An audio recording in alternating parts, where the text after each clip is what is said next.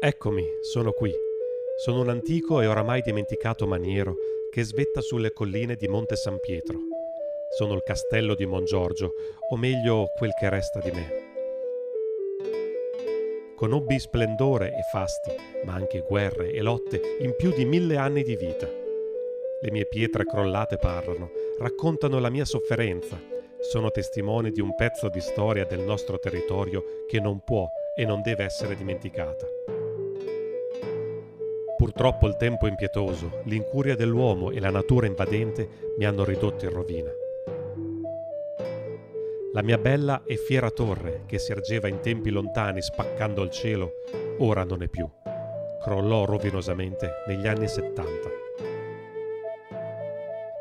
La mia sacra e decorata chiesa, testimone di fede, arte, preghiera e di una comunità millenaria, ora è sfregiata tristemente nella sua struttura architettonica e artistica.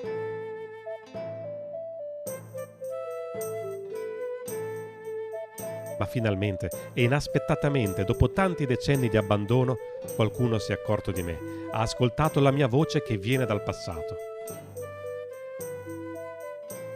Sono un gruppo di giovani volontari dell'Accademia Culturale Castellinaria, amanti della cultura e della storia, quella vera e importante, quella con la S maiuscola. Hanno creduto in me, nelle mie potenzialità, nel mio nuovo ruolo che potrei avere. Diventare un polo culturale, artistico, letterario e turistico a vantaggio di tutta la comunità.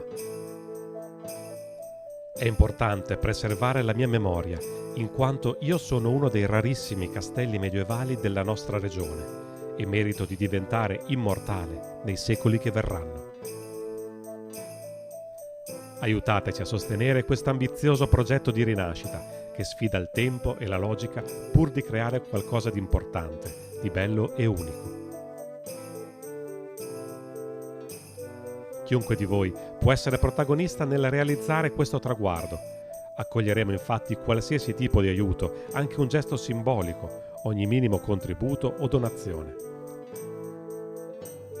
Tutto ciò verrà ricordato nel libro dei benefattori per la rinascita di Mongiorgio, testimonianza nei secoli della vostra sensibilità e lungimiranza culturale.